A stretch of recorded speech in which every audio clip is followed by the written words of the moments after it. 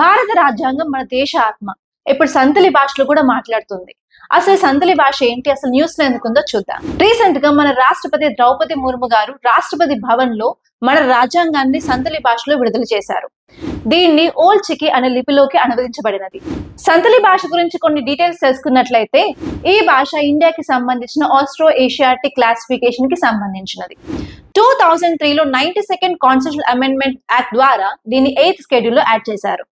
ఈ భాషని మేజర్ గా జార్ఖండ్, ఒడిశా, వెస్ట్ బెంగాల్, బీహార్ లో ఉన్న ఆదివాసులు మాట్లాడతారు. ఈ సంతలి భాషను రాయడానికి ఉపయోగించే లిపినే ఓల్డ్ చికి అంటారు. ఈ ఓల్డ్ చికి లిపి గురించి డీటెయిల్స్ చూసుకున్నట్లయితే, ఈ లిపిని సంతలి భాష కోసం ప్రత్యేకంగా 1925లో సృష్టించారు. ఇది సృష్టించింది పండిత్ రఘునాథ్ ముర్ము గారు. అండ్ ఈ లిపిలో మనకి 30 అక్షరాలు ఉంటాయి. 6 వచ్చి ఓవల్స్, 24 వచ్చేసి కాన్సనెంట్స్.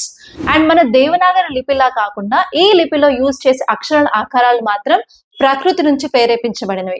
ఫర్ ఎగ్జాంపుల్స్ హిల్స్ కానివ్వండి, ఎర్త్ కానివ్వండి, వాటర్ కానివ్వండి, ట్రీస్ నుంచి మనకి పిక్టోగ్రఫీగా కూడా తీసుకోవడం జరిగింది. ఇప్పుడు మన రాజ్యాంగాన్ని సంతలి భాషలో విడుదల చేయడానికి రీజన్ ఏంటంటే, ఈ సంవత్సరం 2025 100th యానివర్సరీ అన్నమాట.